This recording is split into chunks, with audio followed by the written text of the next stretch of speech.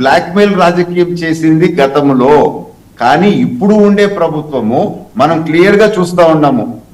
మన ముఖ్యమంత్రి చంద్రబాబు నాయుడు గారిది ఏ విధంగా మెరుగైన సేవలు, మెరుగైన పర్ఫార్మెన్స్ ఉండాలా అని చెప్పి ఒక ఇన్స్పిరేషనల్ విధంగా ఒక ట్రూ లీడర్షిప్ తో ముందుకు తీసుకుపోతా ఉండరు. దయచేసి ఒకసారి డిఫరెన్స్ గమనించాలా అని చెప్పి మాత్రం నేను కోరుతా ఉన్నాను.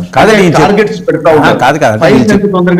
చంద్రబాబు నాయుడు గారి మాట కూడా వినని పరిస్థితి ఉందా అనేది కదా జరుగుతున్న ప్రచారం. ఎన్నిసార్లు చెప్పాలి? లేదండి, క్వశ్చనే లేదు. నేను దగ్గర నుంచి చూస్తా ఉన్నాను. సో చంద్రబాబు నాయుడు గారి మాట వినర్ అనేది అది పక్కన పెట్టేసేయండి. ఈవెన్ పార్టీ చెప్పిన డైరెక్షన్స్ ప్రకారం కూడా మంత్రులు అండ్ ఎమ్మెల్యేలు కరెక్ట్ గా పనిచేస్తా ఉండదు. ఎందుకంటే ఏ చిన్న డిఫరెన్సెస్ ఎక్కడ వచ్చినా పార్టీ తరఫున మేము చూస్తా ఉన్నాము. They are answerable. Party stands supreme. Party తర్వాతనే మంత్రులు, ఎమ్మెల్యేలు. సో ఆ సిస్టము ఆ పర్ఫెక్ట్ గా మా పార్టీలో ఒక డెమోక్రటిక్ విధంగా మేము ముందుకు పోతాము. అదే జగన్మోహన్ రెడ్డి గారి దగ్గర అయితే ఇవన్నీ వదిలిపెట్టేసేది. కనీసము పాపం అపాయింట్మెంట్లు కూడా దొరక్క ఎంత పాపం ఇబ్బంది పడినారు. ఒక సెల్ఫ్ రెస్పెక్ట్ ఉండే వాళ్ళందరూ ఉండలేక ఒకరొకరు ఏ విధంగా వదిలి ఆ పార్టీని వెళ్ళిపోయినారో అవన్నీ గతంలో మనం చూడటం జరిగిందండి. మీరు ఏం మాట మాట్లాడినా జగన్ గారి నిధిలో కలపకపోతే మీ కడుపు నిండదేమో. ఎందుకంటే అన్నీ తిన్న తర్వాత లాస్ట్లో మజ్జిగో పెరుగు వేసుకుని తిన్నట్టు సంతృప్తిగా ఉండడానికి. జూపిడి గారు ఏంటి జగన్మోహన్ రెడ్డి గారు లోపలికి వెళ్ళిపోతారని చాలా కాన్ఫిడెంట్ గా సుదీర్ఘంగా చెప్తున్నారు దీపక్ రెడ్డి గారు.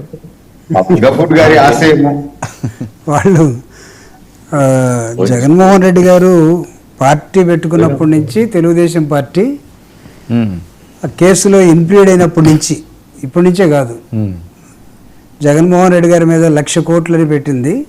ఆఖరికి 36,000 కోట్లని తేల్చారు. అప్పటి నుంచి వాళ్ళ ఆశ ఏంటంటే జగన్మోహన్ రెడ్డి గారు పర్మనెంట్గా లోపల ఉంటే మేము బాగుపడతాం. దానిలో కొత్తగా పాపం దీపారెడ్డి గారు చెప్పేది ఏముంటుంది? వాళ్ళందరూ ఆశ అదే. కానీ పాపం వాళ్ళ ఆశ తీరదు. ఎందుకంటే గఫూర్ గారు అంటున్నారండి ఎంత తొందరగా అవుద్ది అని అంటున్నారు. అదే, ఎందుకంటే కోర్టులో ఉన్న వాటికి కూడా అంత తొందరగా ఆశ పెడుతున్నారంటే మీరు కానీ గఫూర్ గారు కానీ మాకైతే అర్థం కావట్లేదు.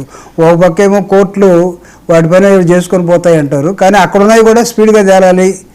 భారతదేశంలో పెట్టిన కేసులన్నీ కూడా ఎవరి మీద ఎలాంటి కేసులు పెట్టారో అందరికీ తెలుసు. అది తేలిందాకా ఆగండి. మీ అందరూ ఆగలేక మీ కడుపులో మంటని ఈ విధంగా బయటికి పెడతా ఉన్నారు. చూద్దాం, ప్రజలకు వదిలేద్దాం అది. రెండోది పాపం వీళ్ళ చేతగాక మోడీ మీద కూడా వేశారు, ఆయన త్వరగా తేలిస్తే బాగుంటుంది అన్నట్టుగా.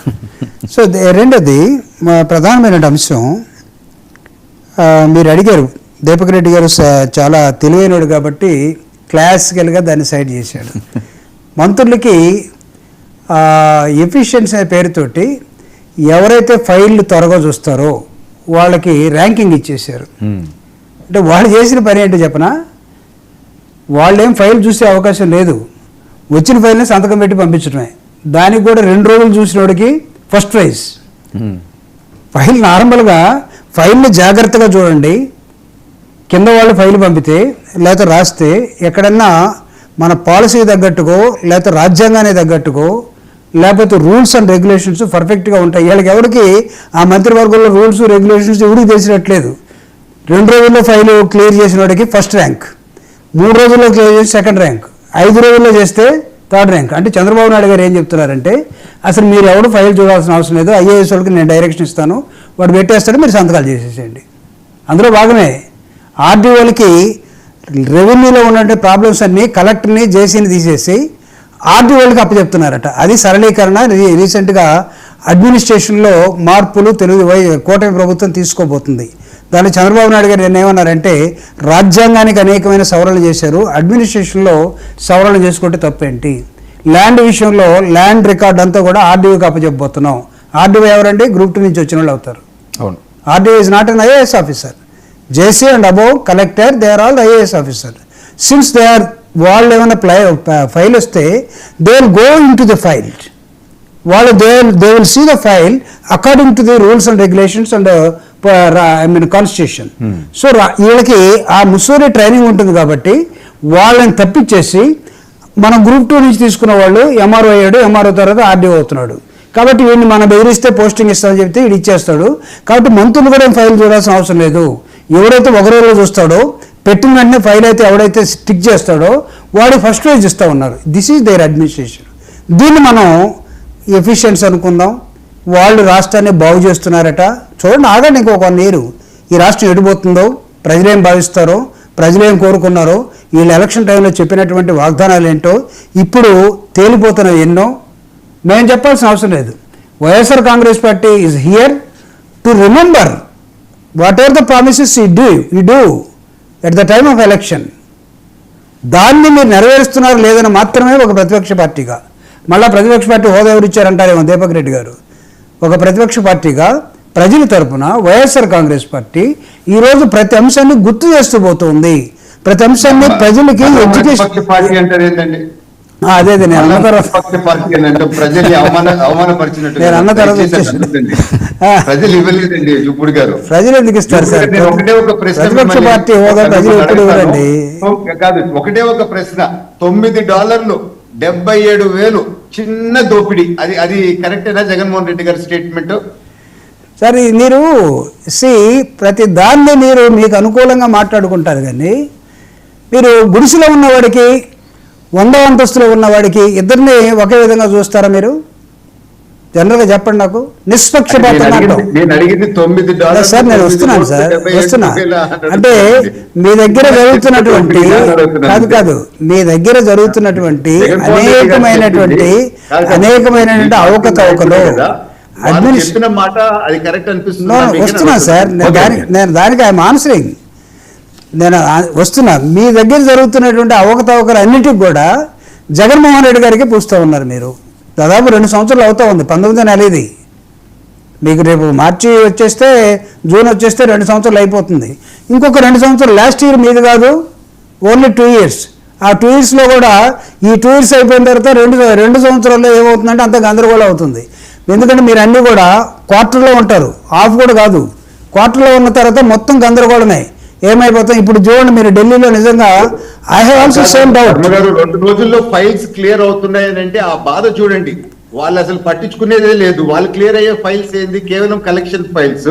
ఇక్కడ ప్రజల ఫైల్స్ క్లియర్ అవుతున్నాయని చెప్పి జూపూడి గారి దగ్గర నుంచి ఆ బాధ ఇంకా అసలు మనం here I'm trying to analyse. 2 రోజుల్లో మినిస్టర్ నిజంగా ఫైల్ చూసి పంపిస్తున్నాడంటే without having any knowledge, without looking into the file. ప్రజలు చూడండి.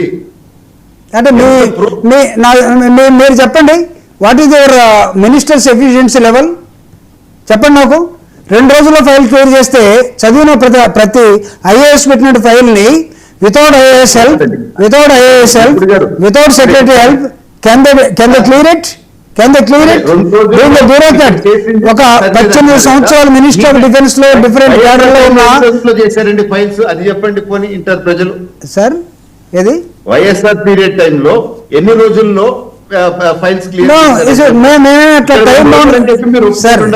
టైం బౌండ్ పెట్టి మంత్రులు ఫైల్ రేపు పంపించాలా అనే టైం, ఎమర్జెన్సీ ఉన్న ఫైల్స్ తప్ప ఎక్కడ ఉండదండి.